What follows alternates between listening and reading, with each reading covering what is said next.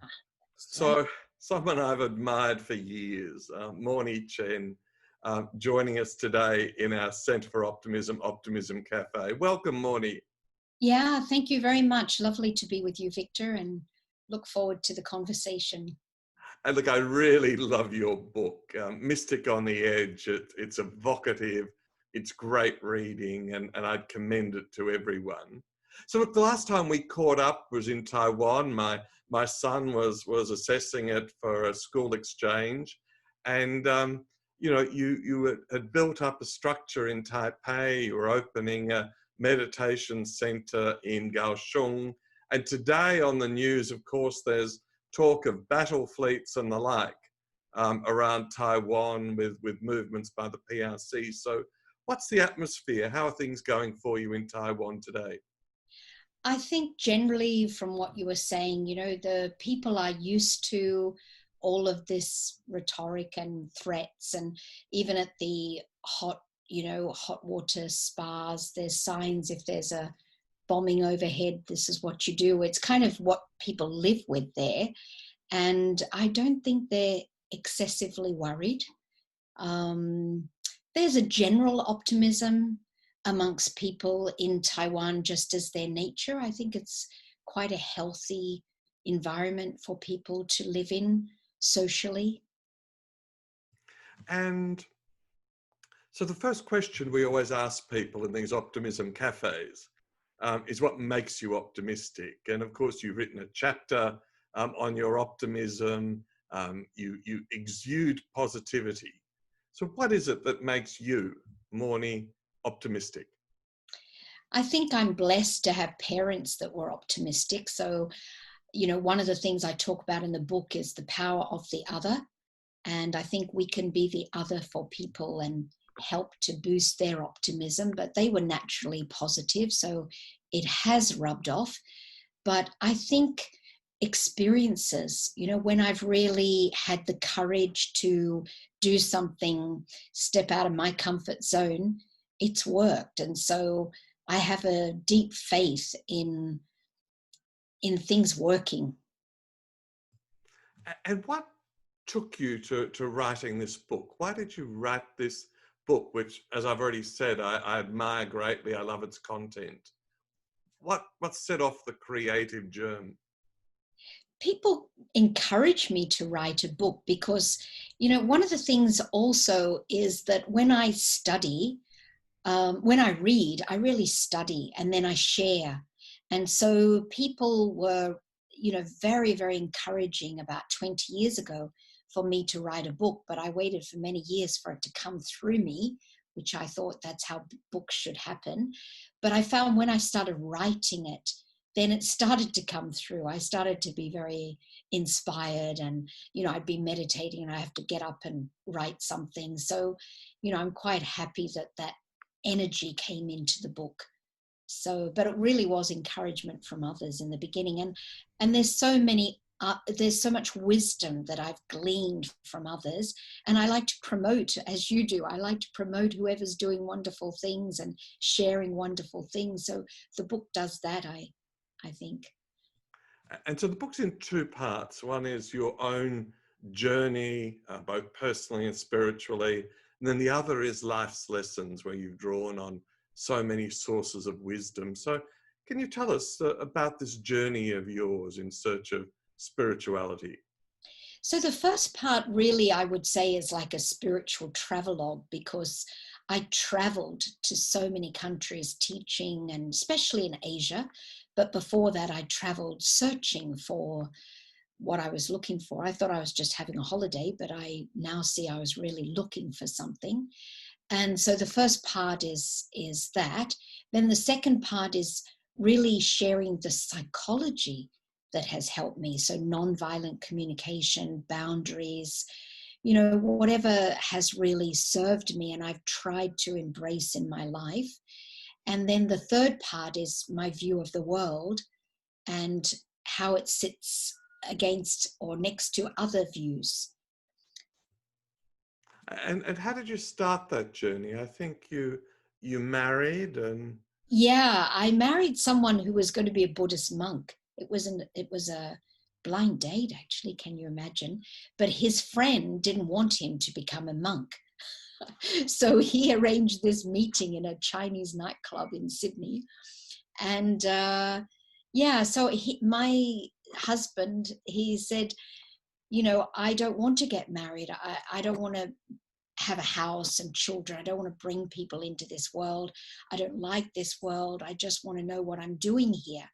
And I thought, wow, he's comes from quite a negative background. But anyway, we always think we'll change the other person. But I found I was, much more influenced by him than him from me. So we traveled to India to find a monastery and to become a monk and a nun. So that's really where it all started.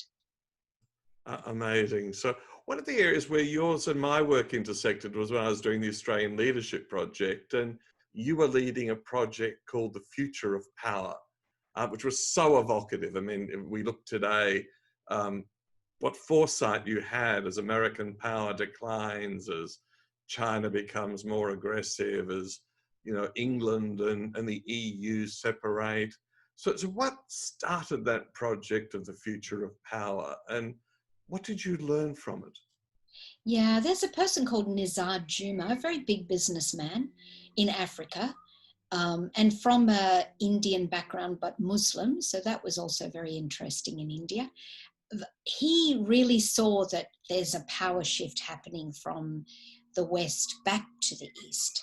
And it's really back to the East. And he, did a little research and found that India once led with soft power, with values, with spirituality. And so these were conversations, first of all, with Indian people to get them to think about soft power. And I found that most of the leaders were leaving soft power behind and forgetting about it. So when I went to meet them and talk to them about this and invite them into these conversations, dialogues, they would say, oh yeah, I mean, my grandmother used to talk like that. My mother used to speak like that. So it was really to awaken this awareness of soft power. And I learned so much because, of course, it's the Mahatma Gandhi, I guess, was the seed of soft power in our recent days. And so we can see the power of peace, of self-sacrifice, of determination, of truth. And so I think this is what the soft power was about. And I think you visited 50 cities to find 50 leaders in each Yes. city. Could you tell us about that? How did that work? Yeah, so I lived in our centers in India, and they would choose people. So we really selected people who, as far as we could see, were using values in their life, in their business, in their work, in their profession. So they were a very selected group, but from 20 different professions. So I was meeting the Indian cricketers, royalty, police, superintendents, and Bollywood actors, and really from a very, very broad spectrum. Doctors, who were amongst my favorite, because I found they really did do a lot on a pro bono basis. And so, yeah, it was a very great, and I also read a book just to keep myself grounded, a book called White Tiger, which was the underbelly of India, because we shouldn't also be too blinded by, all the good greatness and goodness we see. So I want to just stay aware that there are other elements and not to get out of balance. The other area where yours and my lives intersected was when I was working in education policy, and you were working on the Living Values Project based out of Hong Kong, I think, with Chris Drake, to find all of the lessons of the great religions, but produce teaching materials in a secular environment. So the great values of humanity, but able to be taught to anyone. Do you want to tell us a little bit more about how you got started on that and what it did?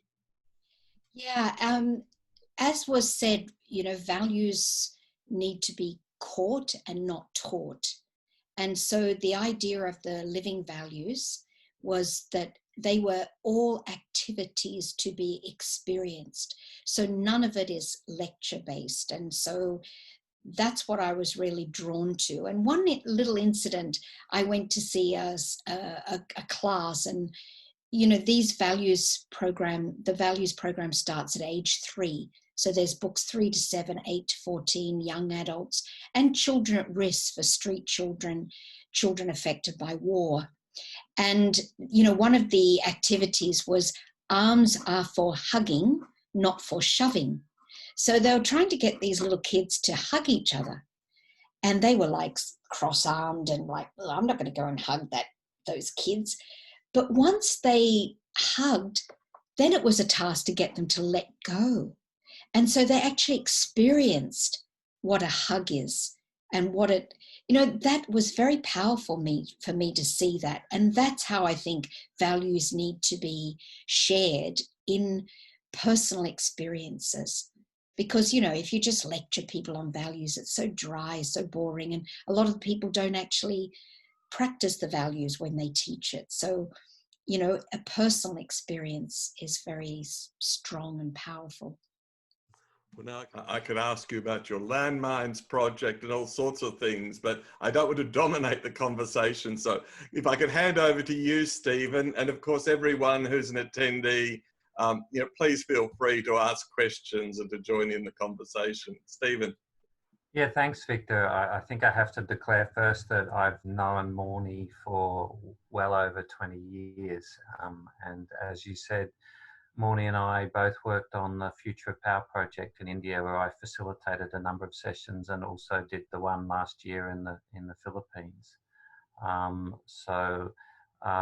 Exactly what she said was about really drawing out the soft power, and it was quite an extraordinary experience. And the majority of the times we'd have about 5 hours where we had a facilitated conversation, asking them a series of questions, giving them lots of opportunities to have conversations with each other. And many of them said at the end that, we just don't have time for this type of things in our lives. Today was a treasure. And to be able to realize that the things that we have in common are much stronger than the things that set us apart. And that's really what we found in those conversations.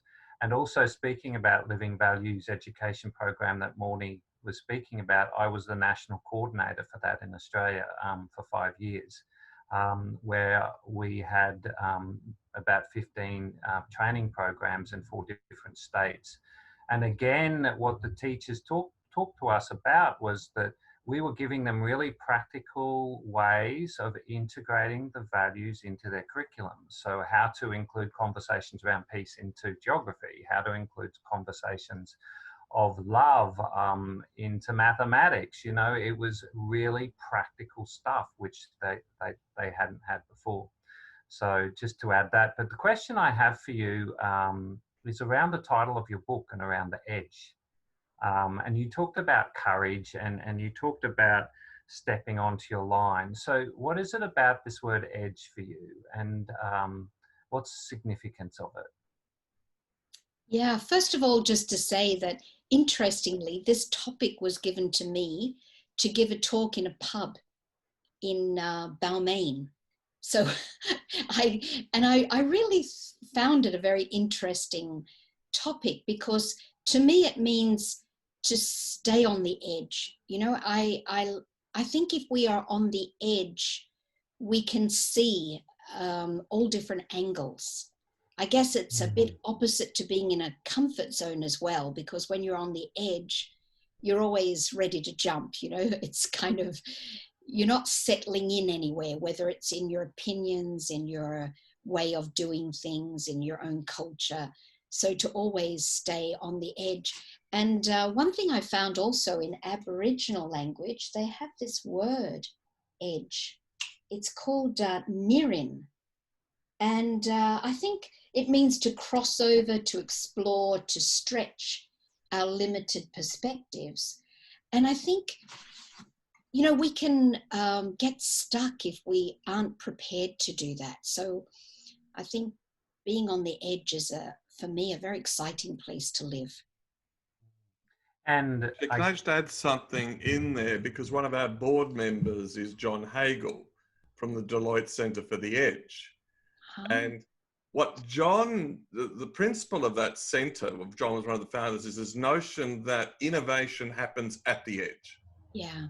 That if you're in a large corporation or the like at headquarters, there's very little innovation. People follow the boss. But a bit like, the blessing in Fiddler on the Roof, when they say to the rabbi, is there a blessing for the Tsar? And of course, may God keep the Tsar far away from us.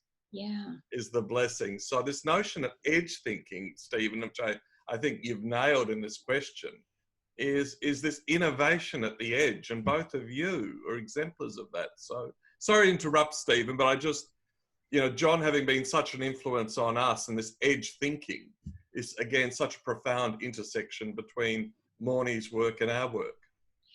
Yeah. One thing I also mention in the book is I talk about institution, and I'm very much involved in the Brahma Kumaris, and of course it's an institution, but even within an institution, I think it's healthy to stay on the edge, because like you were saying, Victor, if you just become complacent and follow, there's no innovation in yourself, let alone outside yourself. So yeah, I think it's a much more keen position, right? Where we stay keen. Before we go to a question from Roland, I just wanted to go into that a little bit more. And you talked about the edge giving you perspective. What's the connection between perspective and optimism for you? Oh, I think it's everything. One of the quotes I mentioned in the book is from Helen Wambach.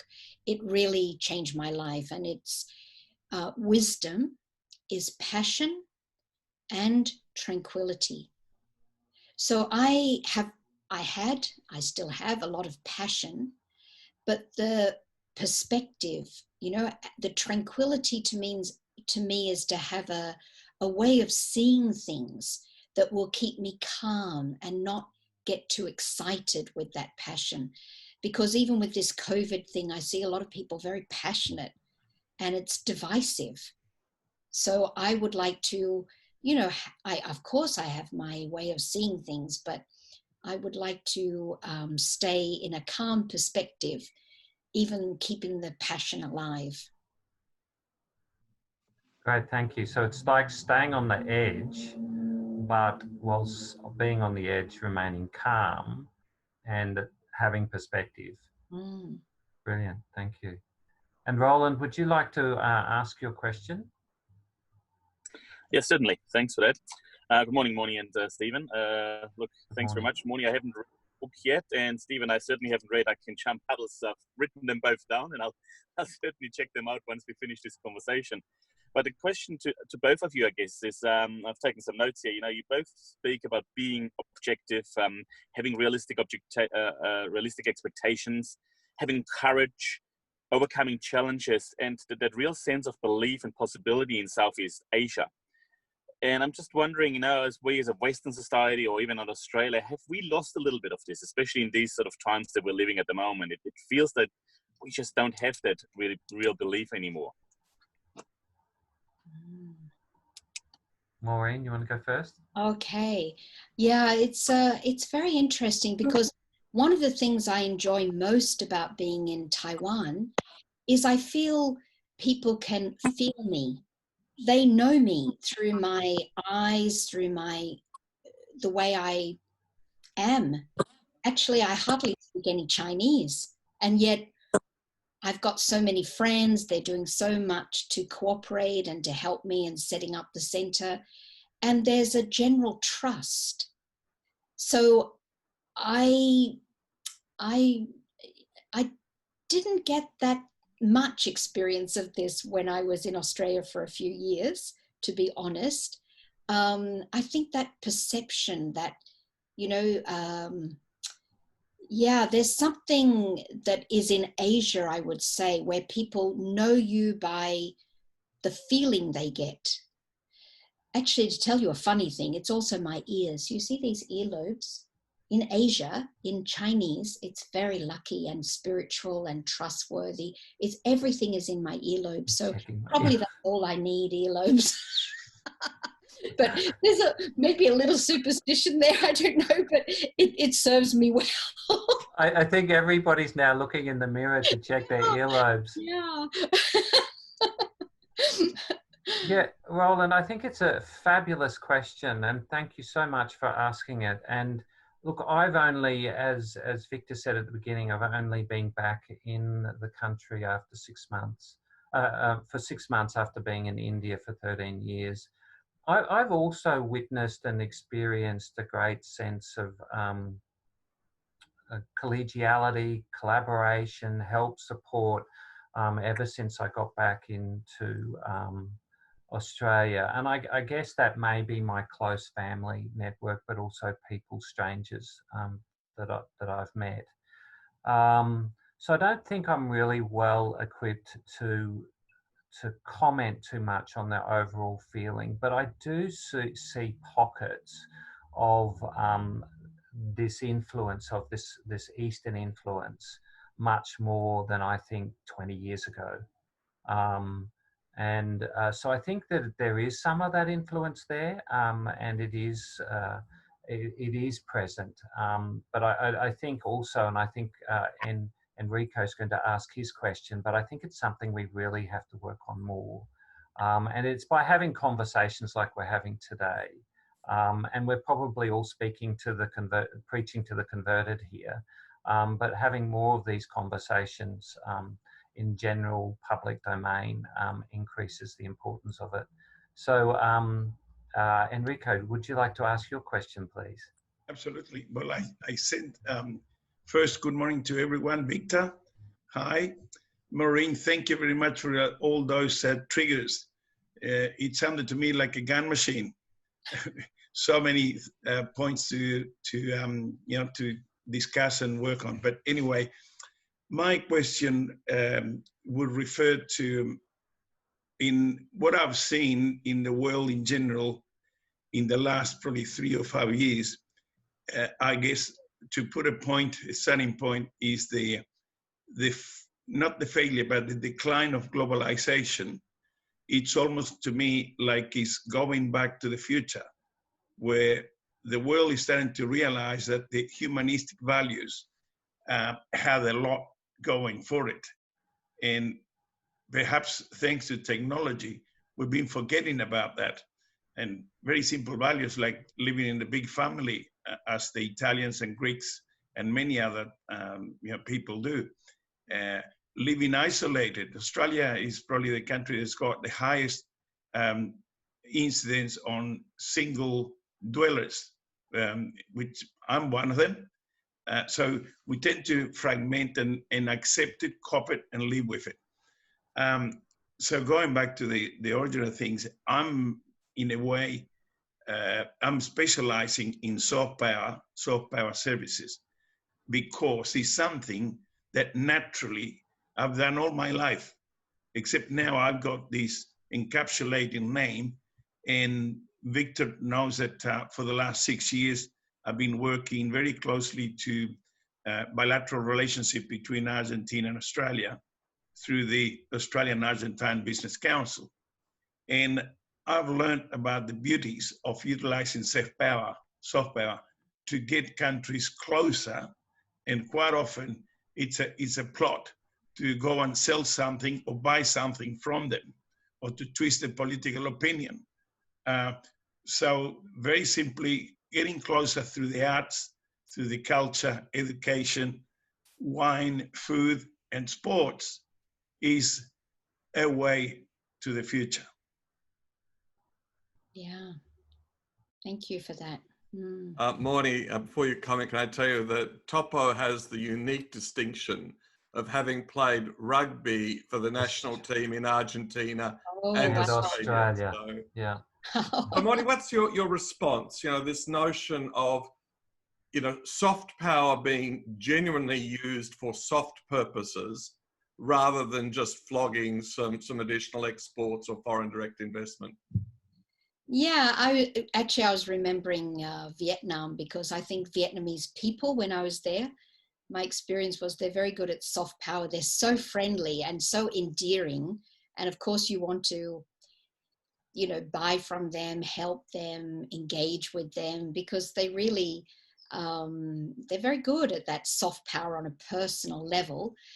Of course, everything can be used to manipulate. So we do need to be aware of, even peace can be used to manipulate. So we always need to keep our eyes open. But I think the soft power of, like you said, culture, arts, music, through the soft powers, it's so easy to feel connected and so powerful. Like, for just one example is that I have a friend who's an amazing musician, but I'm not that keen on his music, personally. So I organized his concert and I offered to be with the children while he played in case they want to go out, and I had a good excuse to go out with them. But what I experienced in that is that his music took me and the children to another level beyond likes and dislikes.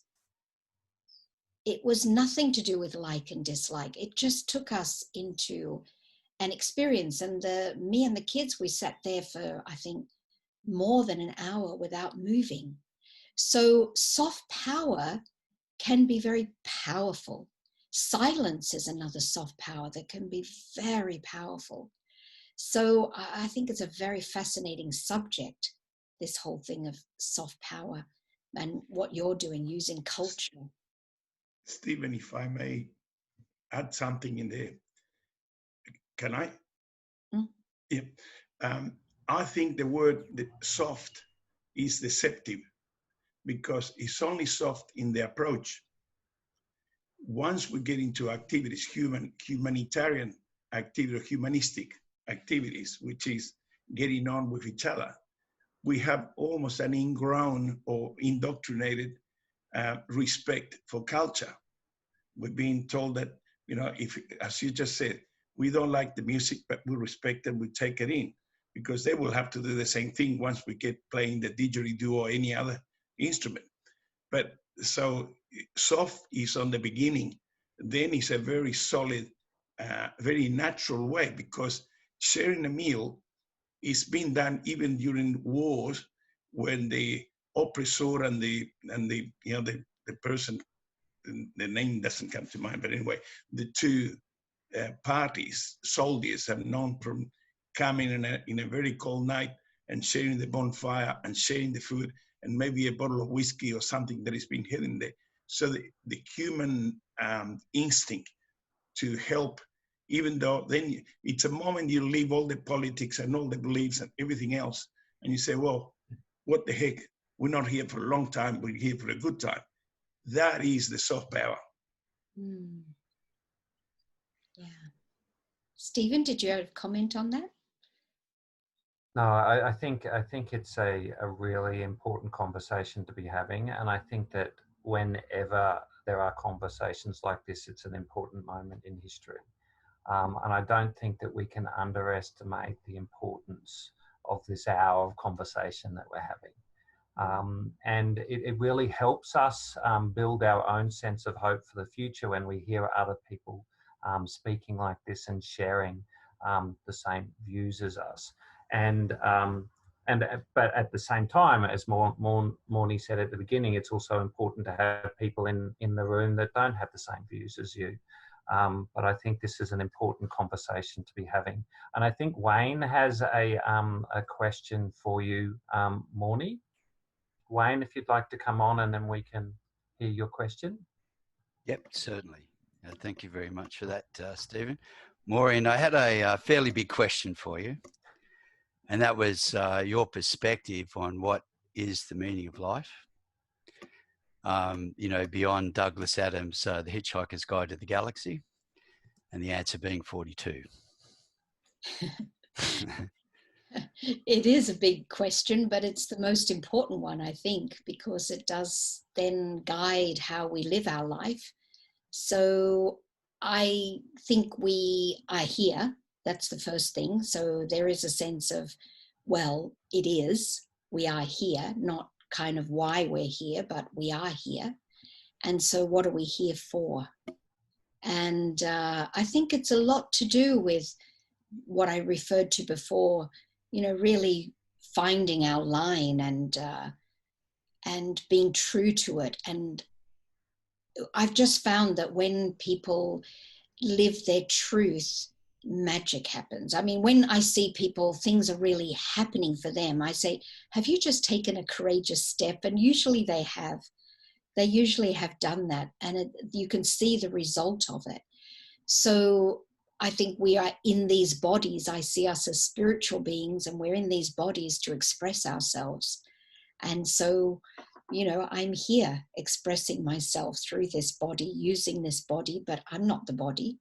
So not to get too caught up in anything of the physical, because these are just the mediums for something that's really happening. Thank you. How does that sit with you, Wayne? Oh, yes.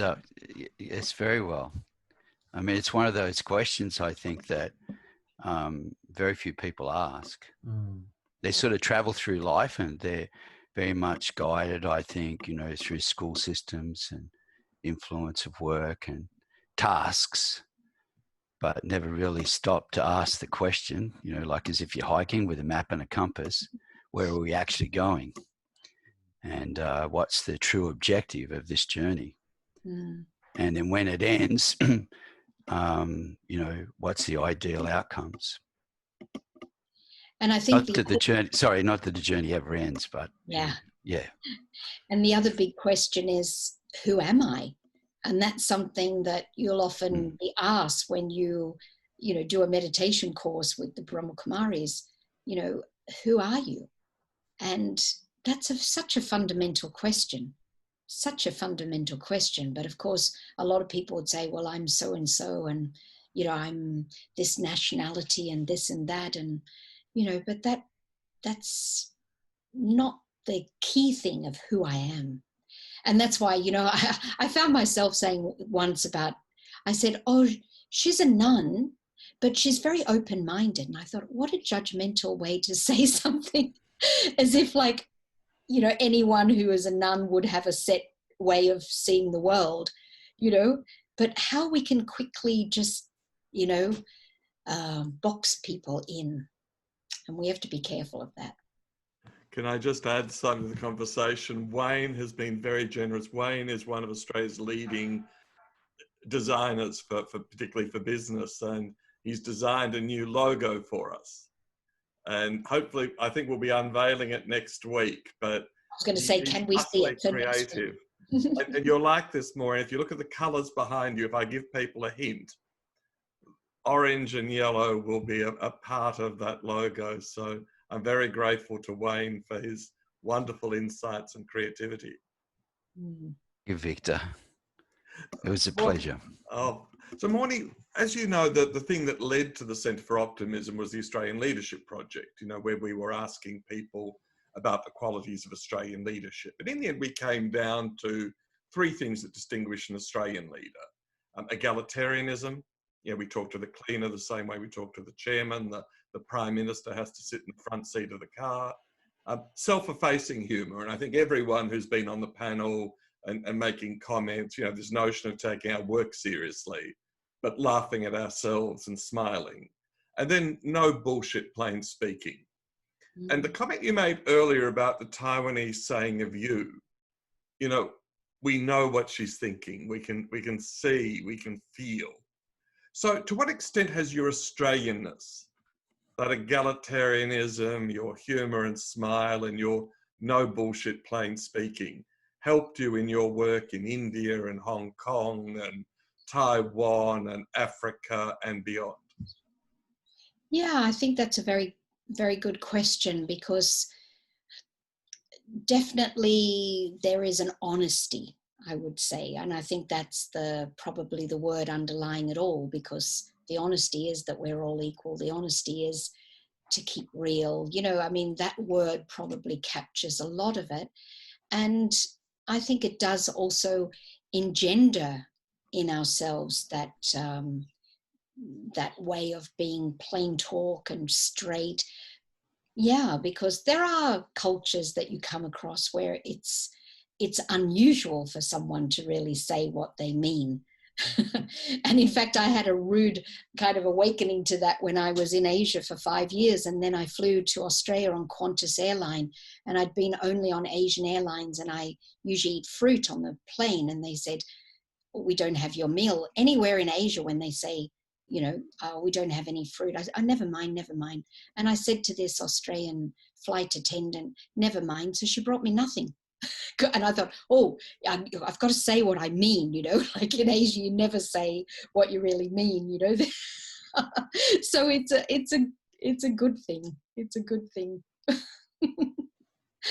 And what's the pathway forward for you now? You've published this brilliant book. You're establishing a retreat and meditation center in Kaohsiung. And last time I was in Kaohsiung, it was a very heavy-duty industrial city with lots of pollution in the south of Taiwan. So tell us, what's next? I think the pollution all moved to China, so probably it's not what it used to be.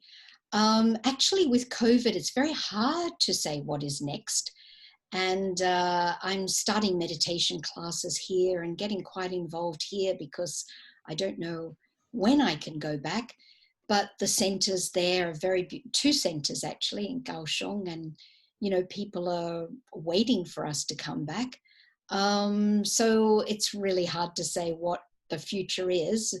It's getting registered to start with, because that's why I came back, because we're not yet registered. And in that way, you know, I asked people, even first time I meet them, I say, would you, you know, be a member so I can get us registered? And I just meet them once. They have to give all their details, their ID and everything for the government. They say, yeah. I said, really? You'll just say yes like that? So I don't see any problem in us going forward in Taiwan, but, you know, when I can go back, that's a bit of a question. So people who've on this have listened to my meditations, mine tend to have lots of silences in them around breathing and, you know, a mantra every now and then. Whereas you said when you meditate, it's a much more reflective learning exercise. So would you explain the type of meditation that you do and how people can benefit from it? And if you're doing classes now over Zoom, how people can hook into it? Because I hear every morning Calm in the City through Hal, and there've been a number of your meditations there that are fantastic. So tell us about your meditation and the difference between that and others.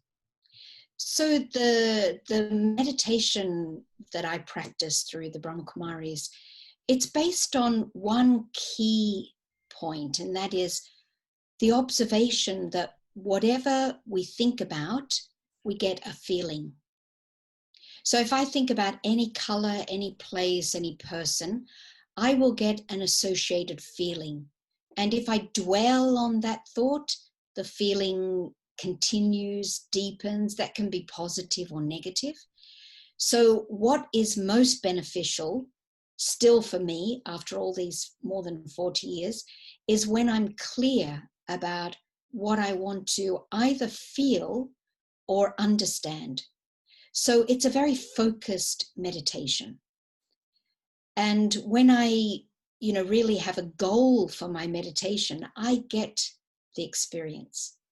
So that's why it's kind of what I describe as creative, because it's really a thinking. We learn to think, and many meditations you learn not to think. So it's a different approach. And we see the mind as the most valuable aspect to our life. The mind is absolutely amazing. And yet some meditation techniques, they would rather not, you know, would rather kind of get rid of the mind. And of course it's said the mind can be your own best friend or your worst enemy. But I think if I can make my mind my friend, and especially this aspect of creativity, I think creativity is so powerful. It's in the quote in the book that the opposite to war is not peace, it's creativity. And I think it's a life-saving ability to have creativity. So I like my mind to be agile, creative, imaginative, far-reaching, all of those things. So it's really developing the mind. So to everyone, the book is Mystic at the Edge, and it's available in paperback and on ebook. So quite inexpensive on Amazon, I think, Maureen. Yes, Amazon. And it is really, I love the book. I just love the book, and the way that Maureen has drawn the thoughts of other people. And I must confess, I was flattered when she said, "Give me your best quotable quote on optimism," and I've written so much to bring it back to one sentence. It was a wonderful challenge you set for me. So look, we're starting to approach the hour. So what I'd like to do, if that's okay, is to have each of the panelists just give us a reflection in reverse order. And then once I've formally tied off, anyone who's been watching who just wants to join in a general chat for a few minutes, that would be great. So, Victor. Yes, Topo. Could I just a little take from Maureen's final paragraph, if you like. The interesting part and the real positivism and the optimism on this is that the brain comes to us not like a ready-to-use package. It's not what we got from birth. It's not just the genetics. The genetic is, we got a structure, obviously, but through the creativity and Maureen is mentioning, we can chisel out what we want to do and what we want the brain to do with us. So we have this ability that if we want to, that we have to have the desire, that we can really become very close to what our dreams would be, is my opinion, but I think is, so we don't have to be the same way some people do bodybuilding and they become a completely different person to what they were born with the same characteristics. But I think mentally and spiritually, we can model ourselves with the help of the community experiences and other people. Beautifully put. I had some young people the other day come to me, Topo, saying, how can we change the thinking of our colleagues on the circular economy? And I said to them, well, what did Gandhi say? And they looked at me as if Gandhi was a type of curry. And I said, of course, he said, the only person we can change is ourselves. Change the questions you're asking your colleagues. But that's brilliant. So thank you, Topo, for that rounding off. Wayne, do you want to leave us with something? Yes, certainly. I'd just like to touch on a point that Maureen had raised earlier about Taiwan, understanding they have 24 million people and half the size of Tasmania. And one of the interesting perspectives about society and the dramatic outcome is if you take, say, for example, antisocial personality behavior, Taiwan basically only has about 0.03% to 0.14%. Compared to the West, which is 4%, problems with antisocial personality and behavior and psychopaths, and only 2% of creative genius in the West. So outnumbered by psychopaths 2 to 1. So it's interesting culture change. A good canvas to work in. Rolly, have you got something to conclude with? I have to unmute myself first. Look, thank you for a great conversation. I love the statement, the opposite of war being is creativity. Absolutely fantastic. Never thought of it this way. But I really like the link of, we're talking about optimism, beliefs, possibilities, and the link to trust and values. I think I've said it before in conversations, for me, trust is implicit. It's always on the table when I meet someone, and it's just the way I am. But when we talk about values, having worked in different countries with so many different nationalities, with different religions, so that the living values non-secular, I fully get that. And it's all about, teaching kids values. My wife and I have come from different religious backgrounds.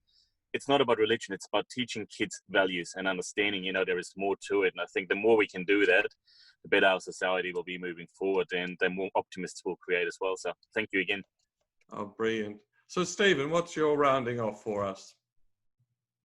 Yeah, thank you. It's been a delicious conversation, and I was going to say what you said, Victor, is that it starts with us, and we just have to walk the talk and be there. And I think also this whole thing for optimism for me is not very boisterous. As I mentioned to you the other day in the quote that I sent you, it's really just listening for what's being said and what's not being said. And I think what people need more than anything is they just need to be heard. And I think magic happens when people genuinely feel heard, and then we can take them to see their own potential, which gives them an optimistic view of what may happen in the future. So thank you very much for this conversation today.